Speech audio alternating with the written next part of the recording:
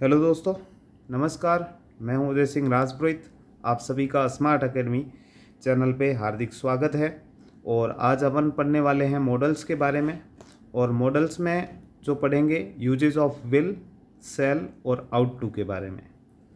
तो चलो let us start a sessions for model.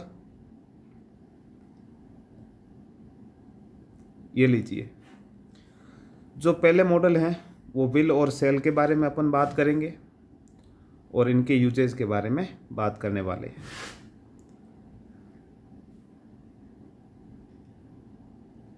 अपना जो पहला मॉडल है वो है सेल। सेल के बारे में अपन पढ़ने वाले हैं और सेल में देखेंगे क्या क्या यूजेस होते हैं।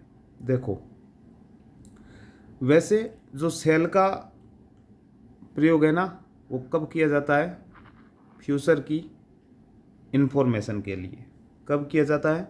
फ्यूचर की इंफॉर्मेशन के लिए। अब देखिए, ये जो आई और वी अपन यूज़ करते हैं, आई और वी, आई और वी का कहाँ यूज़ करते हैं? सेल। अब देखो, आई और वी के साथ सेल आप कब लगाओगे?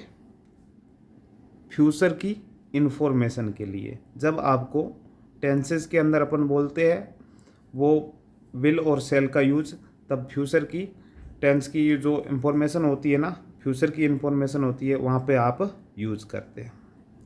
दूसरा,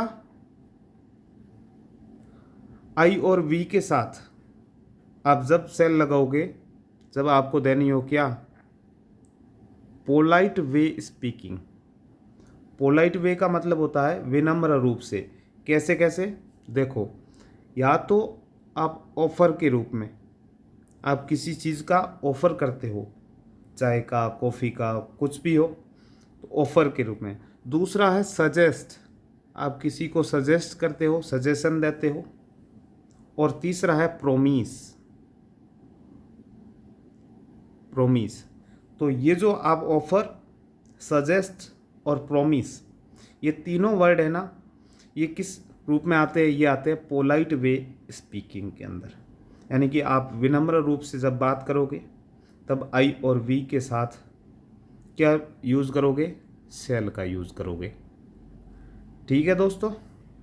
अब देखो, आई और वी के साथ सेल का हमने यूज़ पढ़ा। कहाँ कहाँ पर यूज़ करेंगे? एक तो आपको जब फ्यूचर की इंफॉर्मेशन देनी हो, और दूसरा है पोलाइट वे स्पीकिंग के लिए। तो बाकी जो सब्जेक्ट है उनके साथ कैसे यूज़ किया जाएगा? देखो, कौन कौन से सब्जेक्ट बसे? ही है, सी है, इट है, नेम है, यू है, दे है। ये बाकी वाले जो सब्जेक्ट है ना, इसके साथ आप यूज़ करोगे सेल का। कब करोगे? जब आपको एक तो नोटिस, आपको किसी को पत्र लिखना हो, तब यूज़ किया जाएगा, यानी कि नोटिस देना हो। दूसरा है ओब्लिगेशन। ओब्लिगेशन का मतलब जानते हो? ओब्लिगेशन का मतलब होता है दायित्व। जब आप कोई दायित्व निभा रहे हो, उस समय ओब्लिगेशन का यूज़ करते हैं, तब अपन सेल का प्रयोग करेंगे। किसके साथ? ही, सी, इट, नेम और दे के साथ। तीसरा है कंपल्सन। कंपल्सन का मतलब क्या होता है? जरूरी, ऊपर दबाव से, कंपल्सन। ठीक है, तो या तो आपको नोटिस देना हो, या फिर ओब्लिगेशन, या फिर कंपल्सन। इन तीनों कि जब सेंटेंस आप बनाओगे, तब ही, सी, इट, नेम और यू के साथ आप किसका प्रयोग करोगे? सेल का। ठीक है। और आई और वी के साथ सेल का कब प्रयोग करेंगे? जब आपको फ्यूचर की इंफॉर्मेशन देनी हो, या फिर ऑफर, सजेशन और प्रोमिस। ठीक है। अगला जो है यूजेस ऑफ विल। अब यहाँ पे देखना आप, आई और वी के साथ फ्यूचर की इंफॉर्मेशन में हम क्या लगाते हैं? सेल। अब देखो, ही, सी, इट, नेम, यू और दे, ये सारे के सारे सब्जेक्ट हैं। इनके साथ आप कब लगाओगे? विल। और विल भी कब लगाओगे? जब आपको देनी हो क्या? Future information. जब आप फ्यूचर की बात करेंगे तब ही, सी, इट, नेम, यू और दे के साथ क्या लगाओगे? विल लगाओगे। ये तो है पहला यूजेज ऑफ विल, ठीक है। दूसरा आप क्या देखोगे, यहाँ पे कौन कौन से सब्जेक्ट बसे? अब ये तो सारे के सारे ऊपर वाले आगे सब्जेक्ट। दूसरा बसे आई और वी। आई और वी के साथ हम विल का यूज कब करेंगे? जब करेंगे focus on information, focus on information, या फिर प्रोमिस इन स्ट्रॉन्ग वे, प्रोमिस इन स्ट्रॉन्ग वे। देखो, प्रोमिस का आपने जो विल के अंदर, सेल के अंदर प्रयोग पढ़ा था, यहाँ पे देखना आप, ये जो प्रोमिस है, आई और वी के साथ प्रोमिस लगाते हैं। जब भी आप प्रोमिस की बात करते हो तो आई और वी के साथ क्या लगाओगे? सेल। अगर प्रोमिस वो स्ट्रॉन्ग वे में हुआ, प्रोमिस अगर स्ट्रॉन्ग वे में है, यानी कि मजबूती के साथ आप प्रोमिस वादा करते हो, तब आई और वी के साथ क्या लगाओगे? विल लगाओगे, ठीक है। ये तो हुआ दूसरा यूज। तीसरा जो यूज है विल और सेल दोनों का है, कहाँ करते हैं अपन?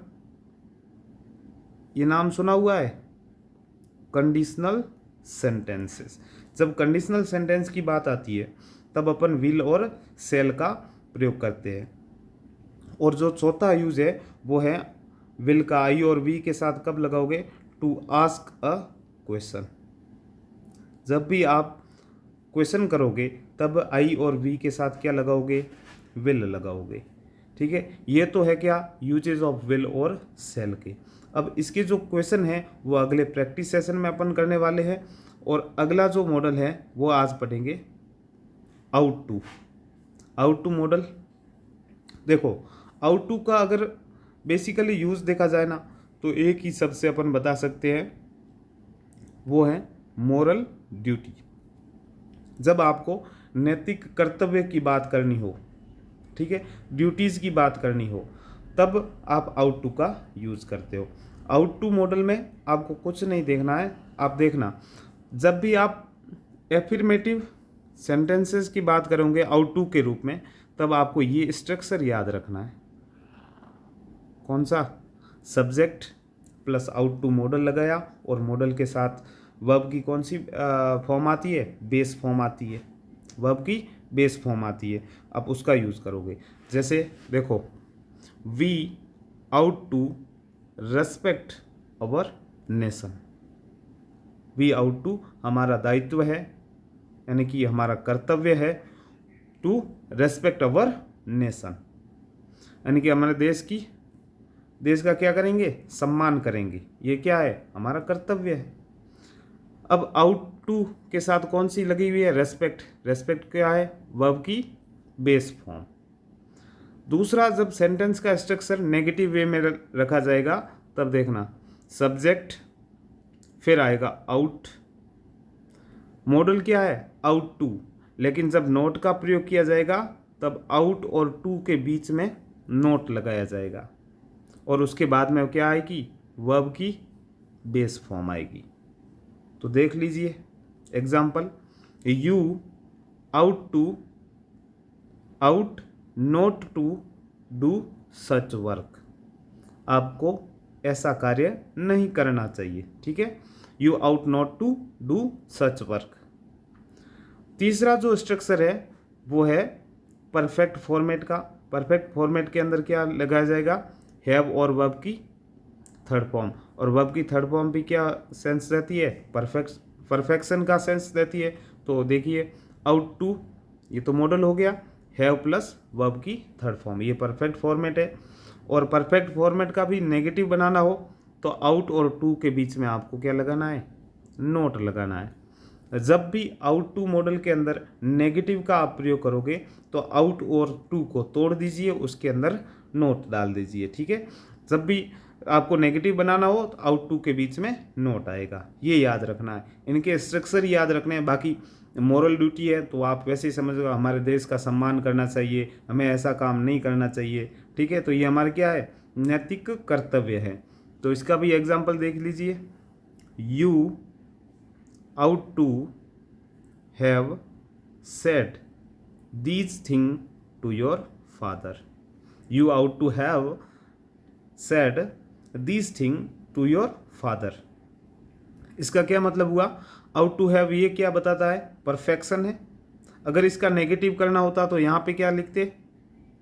यहाँ पे क्या लिखते? आउट और टू के बीच में नोट लगा देते। You ought to have said this thing to your father. आपको ये बात आपके पिताजी को कहनी चाहिए थी।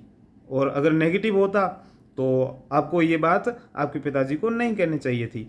आपका क्या है? कर्तव्य है। ठीक है, ये कर्तव्य मॉरल ड्यूटी की बात करेगा।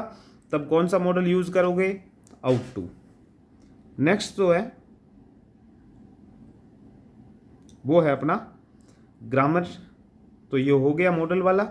अब अपन थोड़ा बहुत वोकेब के बारे में देख लेते हैं। अगर आपको एक शब्द दिखे, डेसिफर के बारे में जानते हो? डेसिफर, डेसिफर का मतलब होता है सोल्व करना। कोई चीज़ को सिंप्लीफाई करते हो ना, तो उसे बोलते हैं डेसिफर। किसी जो कठिन कार्य हो और कठिन कार्य को अपन आसान किया जाता है ना, तब उसको क्या बोलते हैं? डेसिफर। ठीक है, और डेसिफर के सिनोनिम कौन कौन से हैं? डिकोड, डिकोड, डिक्राइट, सोल्व, ये तो सबको पता होगा। सोल्व यानी कि प्रॉब्लम को सोल्व करना, या फिर एक्सप्लेन, एक्सप्लेन भी सबको पता होगा। कॉन्स्ट्रिव, कॉन्स्ट्रिव का मतलब भी आसान करना। इंटरप्रेट, इंटरप्रेटर ये होता है जब आप कोई दो चीज़ों के बीच में झगड़ा होता है तो उसके अंदर क्या करते हैं? इंटरप्रेशन। ठीक है, तो वो इंटरप्रेट का मतलब भी क्या होता है? सोल्व करना। ठीक है, डिकोड करना, डिक्राइट करना, सोल्व करना, एक्सप्लेन करना, कॉन्स्ट्रिव करना और इंटरप्रेट करना, ये सारे के सारे किसके सिनोनिम है? डेसिफर के। दूसरा जो आपको बताना है, वेनिस। वेनिस का मीनिंग, वेनिस का मतलब जानते हो? वेनिस का मतलब होता है, क्या होता है?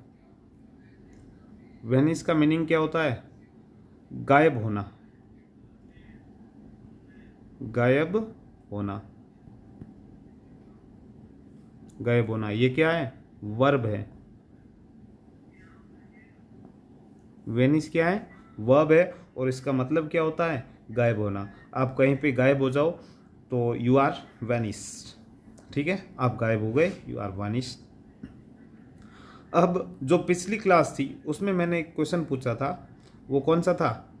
One who present everywhere, one who present everywhere. जो उसका जो वन वर्ड पूछा था, और वन वर्ड क्या है?